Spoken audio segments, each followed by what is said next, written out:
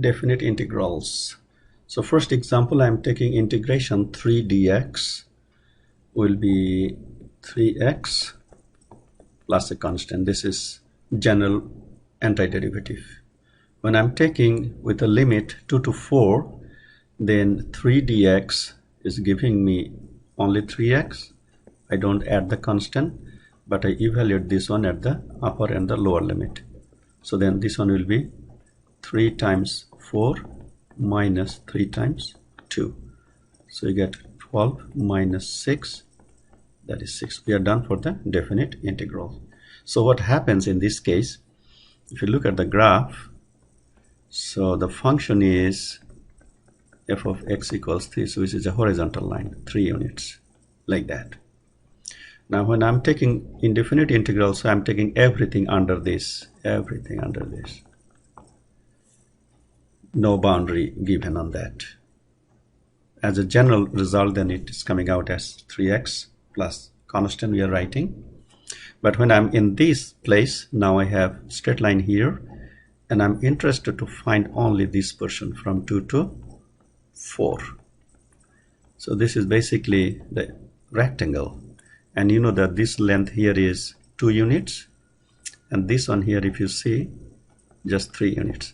So the area of this rectangle is base times height, so 2 times 3, this is 6. That exactly we see here. So we'll do some more examples on definite integrals. We take 2 more general. So when you don't see any function in here, that means your function is a constant function, f of x equals 1. So the derivative of x is 1, so antiderivative of 1 will be just x. Or you can think other way, this symbol is integral and this is derivative, so they're neutralized, your answer is x. Same thing happens here, x, and then we take 3 to 9, that one is 9 minus 3, this is 6.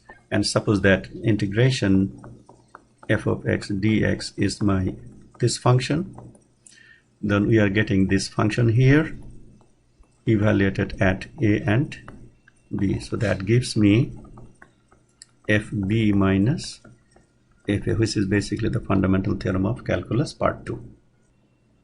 Now I'm taking a very simple integral, so limit is 1 to 2, 5x squared plus 3x over square root of x dx. So first I need to distribute this square root of x in each term in the numerator.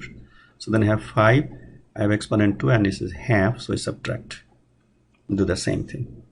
So then you are getting, now simplify this, x to the 3 over 2 plus x to the half dx, 1 to 2. Now when you take the integral of these, so I get x to the 3 over 2 plus 1 will give me x to the 5 over 2 divided by 5 over 2 plus 3 x to the 3 over 2 divided by 3 over 2. And after that I just need to plug my limit. So I just simplified this version in here, and then now I just need to put my limit. So then finally we end up with 2, and then 2 to the 5 over 2 plus 2 to the 3 over 2. This is one part from the upper limit, and from the lower limit when you plug 1, so this will be all 1, so you get 2 plus 2. Then you can just take your calculator and simplify further. We are done. Suppose we have a problem like this. So first let us look at the exponent on x precisely, what it is. 0 to 1, so x and x to the 3 and x to the half will make it x to the 3 plus half.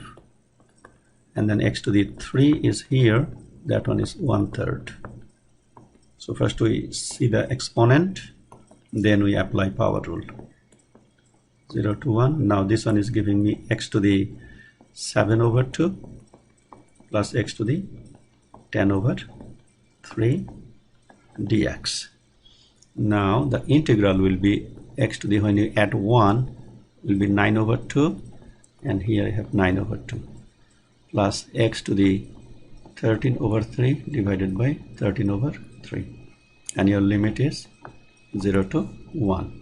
So further simplification will give you 2 over 9 x to the 9 over 2 plus 3 over 13 x to the 13 over 3, and then your limit is 0 to 1. Now let me plug the limit and simplify the answer. So then it will look like, now when you replace 1 for x, you get 2 over 9 plus 3 over 13. This is the result from upper limit, minus, when you replace x by 0, everything goes to 0. So your answer is 2 over 9 plus 3 over 13. Further, you can just make common denominator and simplify result. So now I have one integral 0 to pi by 4 cosine to the 4x plus cosine squared x over cosine to the 4x. So first what we do, distribute denominator. So you get 0 to pi by 4, this over this will make it 1, plus 1 over, cosine squared x over cosine to the 4 will be 1 over cosine squared, which is simply secant squared x. Now we take the antiderivative. X1 will give me x. The antiderivative of secant squared x will give me tangent x. And then we have our limit 0 to pi by 4. So first I put pi by 4. So you get pi by 4 plus tangent pi by 4 minus, now when you plug 0, everything goes to 0. So my answer is pi by 4, and you know 10 pi by 4 is 1. We are done. We are now solving one problem where my function is defined as a piecewise function within this interval. So then we need to split this integral to negative pi to 0 f of x dx plus then 0 to pi f of x dx. Now within the limit negative pi to 0, we see here my function is just x squared. So I write here x squared dx plus 0 to pi, in that case it is sine x, and then rest you can easily do.